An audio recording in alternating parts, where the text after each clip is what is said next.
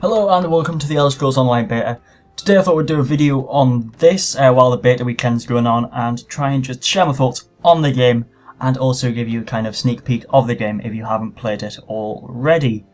I've been playing it for around about like maybe 5 hours-ish. I haven't been doing that many quests, I've just been going around the world seeing what's what. Really just getting a feel for the game and seeing if it's any good. I have played some quests. I have done enough quests to form an opinion on the game.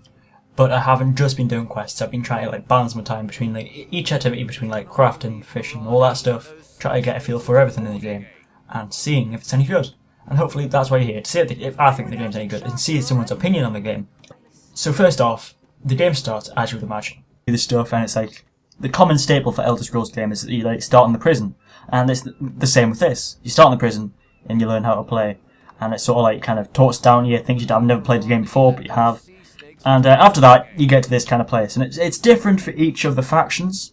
Like, the faction I play as is the Ultimary Dominion, I think. Yeah, it is. And there's 3 factions. I don't know all the names of the factions, but I think like there's orcs and different things on different factions, and they're all warring. So the thing you need to do is, like, if you pick the Ultimary Dominion, your friend would also need to pick the Ultimary Dominion if you want to play together. Different factions can't play together, which is a bit weird. I understand it, like the thought behind it, but still, it kind of separates it. And the multiplayer elements aren't implemented well, if they're implemented at all. Alright, so here's a player. You can tell because he's like got the map open, and it also says interact. So you can add friend, report player, invite to group, send whisper, invite to trade, cancel. But it's not open world in the sense of like kind of World of Warcraft. Each person's in a different phase, and the amount of phases are just numerous. Like, I've tried to play multiplayer with my friends on this weekend, and I haven't been able to, because like we've been in different phases, we've been invisible to each other. I'm not even sure why. So I go on the character. The character models are quite nice. It's probably better to show off over here. Like, see what I mean? Like, they're not terrible. It's obviously like it looks like a modern game. Like the armor textures could be a bit better, but for a game that's multi-platform, it looks quite decent. We'll hop down here and I'll show you. Is it I? Yeah. So can we put this on our? Like, it feels different to Skyrim. It feels different to the Elder Scrolls games that have been made so far, and you can tell by the aesthetic is very nice. Like the areas are differentiated, and I'm sure this isn't the whole map. I'm sure it gets different each time. But in some ways, it feels familiar, it feels like Elder Scrolls, and that's good, but in some ways, it feels really alien. Like, the world doesn't feel as alive as some of the other Elder Scrolls games did. We'll take the bread. Like, you can sneak, you can do some of that kind of stuff, but in truth, it doesn't matter. Obsidian, we'll take the obsidian. Go out here. Like, you can see players running about the place, right? We understand that it's a multiplayer game, we can see that quite well. But these are people who are just random. Like, playing with friends takes a whole bunch of fucking effort. Hello. Hello. Like, with Skyrim, the minor details are the things that made it great, in my opinion. So, like, in Elder Scrolls 5, we could go over here and pick some flowers. You can't do that. You can get these butterflies, but they're sort of like stationary, you know? It feels like, I don't know, you don't feel like the hero of the game. Hello and welcome to the Elder Scrolls Online beta. Today I thought we'd do a video on this while the beta weekend's going on and try and just share my thoughts on the game and also give you a kind of sneak peek of the game if you haven't played it already. I've been playing it for around about like maybe 5 hours-ish. See, another one, she agrees. She agrees with what I'm saying. Another one, another one. Oop, no, we found stuff like this. Like, it does have the same kind of exploration, like, kind of rewards as the other Elder Scrolls game, and the world is very nice because it stretches like a lot of Tamriel, whereas the other games just like took place in one area. Oh, you don't have any keys or lockpicks. We must have sold them. We'll go back and we'll buy more. Yeah, I imagine it is. Yeah, it is. All right, so we've got a new skill point, so we'll spend the skill point, all right? And the way you spend skill points is that you put them in like one of these 4 kind of circles. And there's a different circle for each thing, so like assassination, shadow, siphoning. I imagine it's different for each class. Like, I'm a Nightblade, but like you can do it, put it in weapons if you want, armor, world, racial, all that, and there's different ones for each of those. Right now we're going to put it into bow, and I think that's a passive ability, so we don't need to activate it. Oh no, we do need to activate it. It's under 3. Let's use it on this guy. Oi! Stop nicking my enemies. Now we've got to level up as well. See, that's what annoys me about like multiplayer games. Like, I would prefer it to be single player, to be honest. But that's just me. It would have been better on its own because it doesn't need the multiplayer. The multiplayer isn't kind of like an easy part. Like you can play this on your own, but even playing it on its own doesn't get rid of the multiplayer aspect because like the negative changes are all down, or for the most part they're down to the multiplayer aspect being present. You know. And it's stupid, because why did they need to make an MMO? I don't know one person who wanted Elder Scrolls to be online. Like, 3, wasn't it? No shit, was that us? No, that was him. Alright. Oh yeah, no, alright. So it has like the kind of normal aesthetic idea that you'd expect. It has like the kind of green thing. And it's leveled up as well. So like in Skyrim, when you kind of use an ability, that levels up, and you get better with that. So like if we change to Axe, we would start leveling up the axe, and stuff like that. It's quite good. Was it C? So now we have attributes. So the other thing was skills, and attributes are a bit different. So it's like in Skyrim, or like any other Elder Scrolls game I imagine, where you can put it into magic, health, or stamina. And I'm going to put it into stamina for twice, and E to commit points, and it takes effect. Now we have to do the skill points again. So let's look at these. Invisibility. Put it in this one actually. Or should we save it for later? No, I'll put it in this one. Because that's passive, isn't it? I think circles are passive and squares are like kind of active that you need to kind of use. So this gives you... The other thing that's kind of bad about this game, in my opinion, is the fact that it's, although it has exploration, you won't reward it that much for it. Like, we'll kill this guy. Now, if this was Elder Scrolls 5, then we would have seen like a dungeon here, wouldn't we? We would have seen a dungeon. We would have seen like somewhere where like we could explore the dungeon, and we would be rewarded for exploring the dungeon. It would have been fun, right? There's no dungeon. For the most part, it all takes place on this kind of this main level. Like, I did a quest before where it took place underground, but for the most part there's no exploration where you're doing dungeons and stuff, and that's what Elder Scrolls is known for. That's one of the aspects that it's known for. It's not just known for that, but like I said before, if it was a game by itself it would have been good, but I think they should have committed to either being an MMO or being an Elder Scrolls game. Because right now, it feels like it's just in purgatory in terms of what it's trying to be. Because it's like, it's trying to be an MMO, it's trying to be a single player game, and it just ends up being this weird hybrid of both of them. Because there's no reason to play with other people. There's no reason at all, really. Like, there's groups. Let me show you some. It's like, that's a contact that I have. And you can add him, you can talk to him, you can have these guilds and stuff and be hunky-dory, but why would you do that though? Because you can play it single player. Easily. That's another thing, the quests in this don't feel as special as a quest in Skyrim did. Like, a quest in Skyrim felt personalised, like a person wanted you to do a favour, and it wasn't all the same shit, but in this, it's the general kind of... We'll use that. Oh shit. It's the general kind of MMO quests, where you have to collect 10 rat horses and shit. You just collect items, for the most part. And, again, that's his downfall. What's he doing?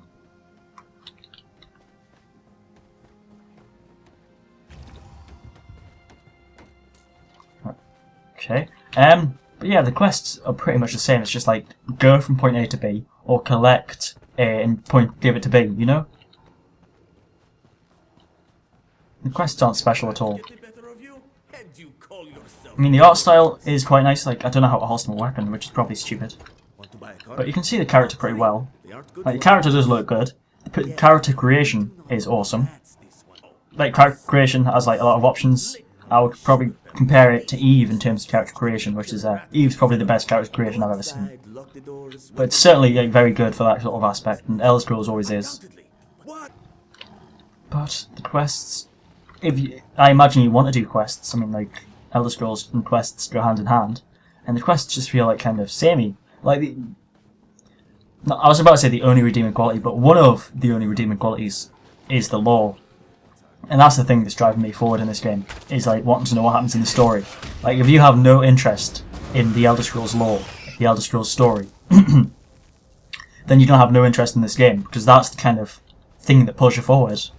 That's the thing that makes you want to go forward. Otherwise, it's a wee bit average, because like, it's a jack of all trades, master of none. I said that before, and it's what a lot of people are agreeing on.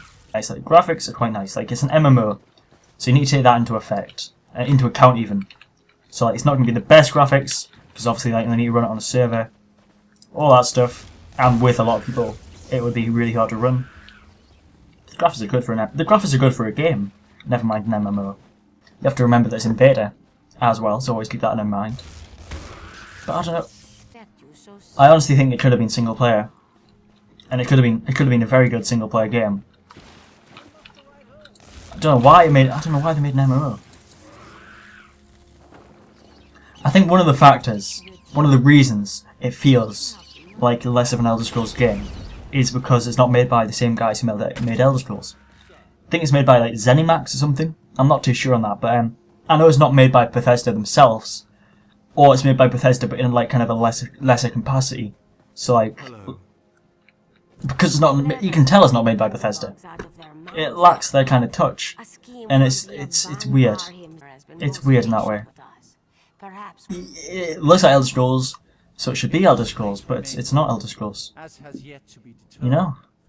It's like a spin-off game almost. One of the other factors that people might not like is the price, because the price is 60 quid, and then like £8 a month. So that's like one of the most expensive games that I've ever seen. Because like, they should either go for like pay monthly, or like the one payment of like 40 quid. But to do both is just like, is it worth it? And not a lot of games are worth that price tag. Especially this game, which is so weird in the sense that it's like, try to be everything. One good thing is the fact that they've carried over kind of deciding what to do in quests. So like, if we talk to this person, you can see that she has dialogue, which is good. You can choose what to say in the dialogue, which is something I always love. But also, you can choose what to say in a narrative sense. So like, this is a little side quest where you have to like, kind of choose what to do with this cursed book. Now with the cursed book, you can give it to her and she'll preserve it, or you can burn it here. And you get to choose what to do, and that's not really in a lot of MMOs. It was in Star Wars The Old Republic, and that's the only example I can think of. But I think that's just a really nice feature that they carried over, and that does add to the fact, that makes you feel like you're in Elder Scrolls again, because it has the kind of chosen dialogue and it has the kind of choosing your own narrative type situation. Another thing you can do is this weird sort of kind of choice. When you level up, like you can choose different morph abilities, so you have like the choice of one of two things. So it's not really that much of a choice, but it's a choice nonetheless. It's a pretty interesting thing to do. I'm not sure how many MMOs give you a choice on what to do. I think a lot of them probably do actually, come to think of it, but still it's a thing that's there, and it's pretty interesting that it's there as well. They could have just like made you level up and just keep leveling up that ability, but they like did give you a choice and like have a morph thing. It's pretty cool. Again, I'm not sure if that's a staple part of MMOs. I imagine it is though. You can also craft stuff, so if we go over here, you can see that you can craft different. You can do more than craft, you can also improve weapons. So as you can see, we've got our bow here, and when you upgrade it with these certain things, like it changes the name, it changes the material, but it also changes the aesthetics of the item, which I thought was a pretty interesting thing as well. So if you get all these kind of weird materials, you can change the look, and it's not just with bows, it's with everything that's on this list, and I'm sure you'll get more as you level up. But that's, again, a pretty interesting thing, because like, you could have your own kind of specific items, and you could change the aesthetics, so it has more of a kind of unique feel. I do know that World of Warcraft let you do like morphs and like make an item look like something else, but to make your item completely different to something else is something that's really interesting.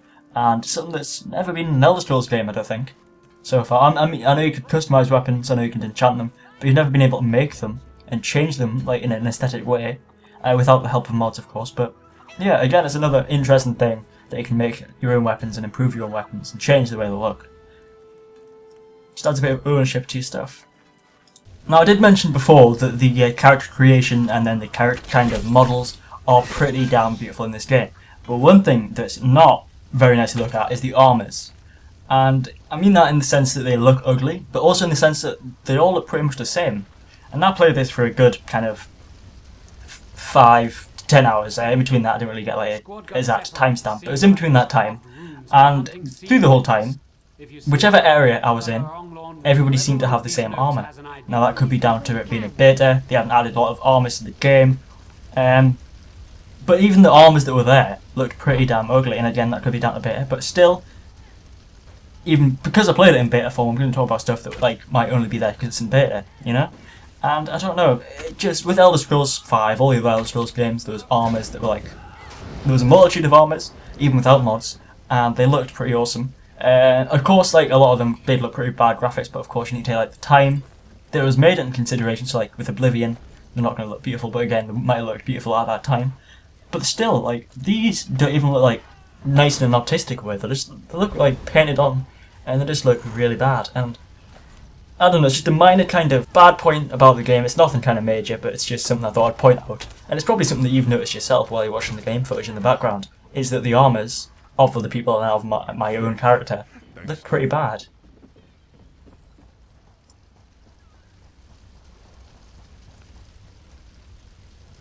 Now you've probably seen me throughout this playing in first person, and the fact that you can play in first person is actually a really nice kind of feature that they've added. Not a lot of people might not make kind of use of that, because it's going to be split between like MMO players and Elder Scrolls players. I mean, obviously, like those two kind of groups are going to mesh and like in certain areas, but for the most part, it's going to be like RPG players and MMO players as two separate entities. And the RPG players want to play first person, MMO kind of players want to play third person. Obviously, because like different people are used to different things, they play the game for different aspects, and the aspects that they play it for require different kind of camera things. But whatever, the fact that you can play in first person is actually a really nice kind of feature to have. It makes it feel like Elder Scrolls. If it didn't have the first person kind of option, then it would feel really alien, and to the extent that it wouldn't feel like Elder Scrolls at all. Like right now, it feels like a different game with Elder Scrolls kind of painted on top almost. But if they didn't have the kind of first person camera, it would just feel totally alien. It wouldn't even have any kind of resemblance of Elder Scrolls, because that game's always been first person. And of course you can play third person in that game, but a lot of people play in first person for the most part. And the fact that if you couldn't play in first person, it would be pretty terrible. So it's kind of something that they had to add, but it's still good that they added it, if that makes sense. Like, the fact they added it was good, but they had to add it no matter what. And it just adds the immersion, it adds the kind of RPG feel. Because although this is an MMO, it's an MMORPG. They can advertise it as whatever they like. They can advertise it as like a new MMO, but it's always going to have RPG features, if not just for their namesake alone. Because Elder Scrolls is an RPG.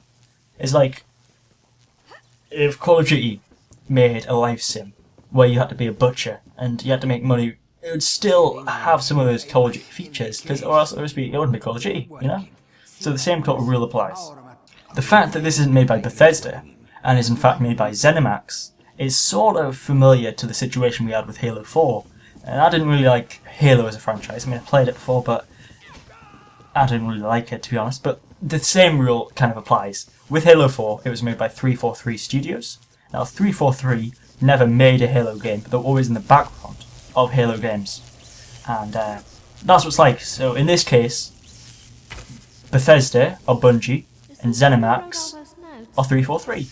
And the same kind of idea is with the new Gears of War game that's coming out. That's made by Microsoft, who were in the background, but it used to be made by Gearbox, not Gearbox, Epic. So it's going to be like, I bet the next Gears of War game has some weird kind of changes where it doesn't feel like Gears of War. I'll bet you any amount of money that happens. And it's because it's not made by the same company. Now, and when another company tries to make a game, Duke Nukem, it doesn't turn out well. Or at least it turns out worse than the actual game. It might be good, but it won't be as good as the game that was made by the original creators. Because obviously they had the idea when they made the game, they're the creators of the game, so obviously they have the best kind of ideas for the game. Like, obviously, maybe they'll have a few different ideas, ZeniMax, like, and all the other companies I mentioned, they'll have some good ideas, but for the most part, it's going to be a lesser kind of game, because it's not made by the same people, and it's going to be different, certainly different, because it's different people making it, you know? And that's just, again, that's its downfall. It should have been made by Bethesda, and it wasn't, because I bet Bethesda didn't want to make an MMO, and that was probably the right choice, because no one asked for an MMO. A few people did ask for a kind of multiplayer, but multiplayer could be anything. Multiplayer could be like cooperative, team play, where like you invite 5 friends into your world, and you battle monsters and stuff like MMOs. Nobody wants an MMO. It just crowds up the place. It just gets rid of the immersion, which is one of the main things of Elder Scrolls, and it just fucks everything up. And the phasing in the game isn't a result of it being in kind of like a beta stage, or being in an early stage of the game. The phasing is an intentional thing. And the company who made Elder Scrolls have been like kind of quoted as saying that they didn't want people playing the same story kind of level so that the story's cohesive, which doesn't make much sense at all. So like, imagine you were fighting, and this isn't an actual situation, it's hypothetical, but imagine you were fighting Shaggorath, one of the gods, one of the characters who was in Oblivion. You were fighting Shaggorath and doing him as a boss, and you couldn't kill him, and you asked your friend to move it. He couldn't help you if he was also fighting that boss, or if he was up to that stage, which is stupid, because if you want to play together, if you want to level up together, and that's what the majority of people are wanting to do, level up together, if they're multiplayer, then they can't, because they need to be on different stages. And if anything, it should be the opposite. I mean, it shouldn't be the opposite, but being the opposite would make the most sense. But I don't know, the whole notion of phasing people out who are in like the same quest seems to be doing the opposite of what the guys who made the game are trying to achieve. Like, they want to make an MMO, right? That's all fine, right? But why would you separate players if you're making an MMO? Surely the whole basis, the whole idea behind an MMO is that people are together. People are playing together, people are enjoying themselves together. Otherwise, you're just by yourself. But with other people, it's pointless. Like, it's strange. There's a difference between, like, a multiplayer game and a game where you're with other people, but you're by yourself. It's weird. It's hard to explain. It sounds weird, but like, imagine this, right? One game is where you are in a group of people and you play together and you have a fucking dandy old time, right? That's game number 1, where you play together and have a dandy old time, right? Game 2 is where you play, there are other people, but you have no interaction. And that's what this is. This is game 2. This is where you have a fuckload of other people, but you have no interaction, you have no reason to interact, and you have no means to interact, apart from adding them to a list and trading goods that are pointless. Like, it's stupid. It's stupid the way they've done it, because it's not multiplayer at all. It's the illusion of multiplayer. It's the idea of multiplayer that they've got. It's not multiplayer itself, because you don't play with other people. The whole phasing idea totally takes away from the multiplayer aspect, totally fucking strips out the multiplayer aspect, and you're just left with this weird game where, like, you're with a million other people, but you're more than alone than you would be on single player. You know? It's fucking weird. Because there's so many other people around you. There's millions of other people around you, but you can't interact with them. It's like some kind of horror story. Because I've tried to play with my friend, as I said before, and we were phased out because we're on the same quest. But surely we would be on the same quest if we're playing the same game, you know? We would be on the same quest if we're trying to do the same game. Like, why would we do cooperative play if we're on separate quests? You don't do cooperative and be on separate quests. That's stupid. The whole point of cooperative is that it's cooperative. You're doing stuff together. And that phasing people out just takes away from that. That's the worst aspect, is the fact that you're phased out from other people. And no, it's not a beta aspect. It's an aspect that they put in intentionally so that the story is cohesive.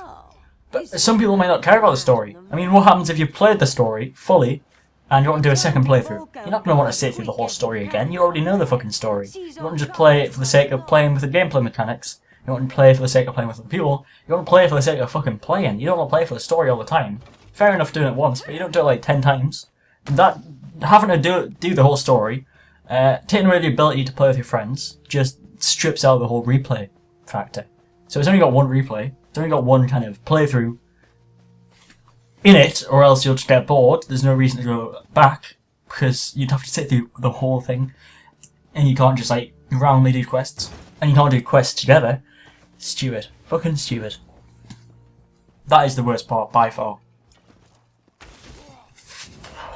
For you to really enjoy this game, you need to be a fan of Elder Scrolls. You need to be a fan of the story. Otherwise, there's no real reason to play. The story is one of them, if not the only redeeming quality in this game. I've said that before. I said that earlier, but I don't know. The story is the thing that would drive you on. The story is the thing that pushes you forward. And if you're not interested in the Elder Scrolls lore or the story, you're not gonna like it. But like, you'll have a harder time getting into it, to be honest. And it is a slow start. Like, I think it only starts getting good or getting interesting around level 10 to 15, and I don't know. That's when it really starts pushing up. But getting to level 10 to 15 takes like 5 to 7 hours, depending on like how fast you go, how much you explore and stuff. And a lot of people don't want to like put that much time into a game in order to have fun. Like, they don't want to work to have fun. Like with Eve starts getting fun really late on, and a lot of people don't play it that long, or play it long enough to reach the fun part because they don't have the patience, and they don't want to play a game where it's not fun to get fun. You know, it's strange. It's got a slow start, and that is obviously going to push a lot of people away. And it's easily fixed. It's easily mended. Just about, I don't know. I imagine they can do it. I'm not an expert, but the people who make it are. I imagine that it's an easily kind of fixed problem. Maybe they can kind of speed up some quests, or maybe they can pick and choose the best quests, because some of them aren't good. But yeah, the story's quite good. If you like dialogue, if you like the character dialogue and stuff like that, then you'll probably like the game. Yeah, that's another redeeming quality. Like, you can intimidate people, you can persuade people. That's in the game, and that's another good thing. Along with the kind of dialogue choices, you can also use intimidation and persuasion. But that's more situational for certain quests, and it's also for traders, so that you can save a bit of cash. But yeah, cash is kind of really scarce, or at least was in my experience. I never really bought any weapons, any armour. I always got it from quests. Not to say that the items I got were bad, but it's just that it took a lot longer to get items than to buy them. But getting money was really difficult. I don't know if that was just a problem that I had, or whether it's a widespread problem, or whether it's an intentional thing. But it was something that was there, nonetheless. Now, while there are no dungeons, there is dungeons, but while there are no kind of real reasons to go into the dungeons, exploration is still a really big part of the game. Like, you're not told, alright, go explore, but curiosity gets the best of you, or at least did for me, and you end up just going through the whole map.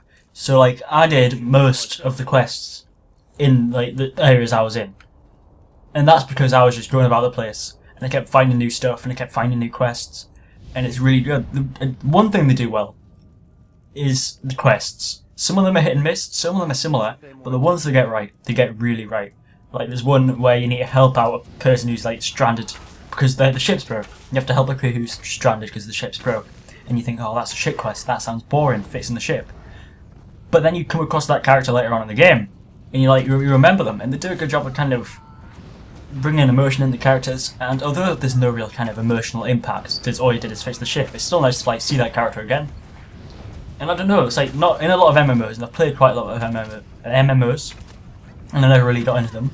This is one of the only MMOs that I've got into that much. I mean, got up to level 80 on WoW, but I didn't really enjoy it that much. But with this, because it has the RPG elements, it's kind of easier to get into for someone who likes RPG games. And the characters are good, and all that good stuff. So, if you're going into it as an RPG fan, then you're probably going to have a better time than if you went into it as an MMO fan. Because, of course, as I've said countless times throughout the video, it's an RPG game with MMO kind of highlights. It's, for the majority, it's an RPG with minor kind of MMO parts. And the MMO parts are mostly negative, in my personal opinion. But yeah, it's I think it's more for RPG players than MMO players, even though it is an MMO. It's weird. In the end, whether you like Elder Scrolls Online or not, it's totally subjective. There are pros and cons to the situation, as there are with everything, but I think it's going to split people down the middle. It's going to split the audience down the middle, and you're either going to love it or hate it. It's like a kind of marmalade game. There's no middle ground in this matter. You're either going to love it or hate it. Because it's strange how they've done the thing. Like, they've mixed and matched the RPG and the MMO features, and I know it's an MMORPG, But they've done it to such an extent with a kind of franchise that's already well known as an RPG, so that it's weird. Like, if you look at it from different people's points of view, if you love the Elder Scrolls, you might like empathize, because you'd say like, oh, they've taken away a lot of the RPG features by an MMO. And then if you're an MMO kind of person, you can say, oh, they've taken away the MMO features because it's an Elder Scrolls game. And it's just, I don't know. You need to just look at footage, you need to make your own mind up. And that's the whole thing. So hopefully you've been looking at the footage of this video, and you can see the game in action, you can see the combat, and you need to make up your own mind. If they gave you a demo, a free trial, it would be perfect. But they don't. In order to try it, you need to pay 60 quid and £8 a month. And that's its downfall. If it had a free trial, then everything would be okay. But I don't know, I would probably give it like 7 out of 10 as it is, because the features just take away from each other. Like the MMO and the RPG, they just take away from each other. And it becomes this weird kind of mismatched thing. Like, I like it. It's not a bad game. But it's a weird jack of all trades type deal. And I don't know. See you next time.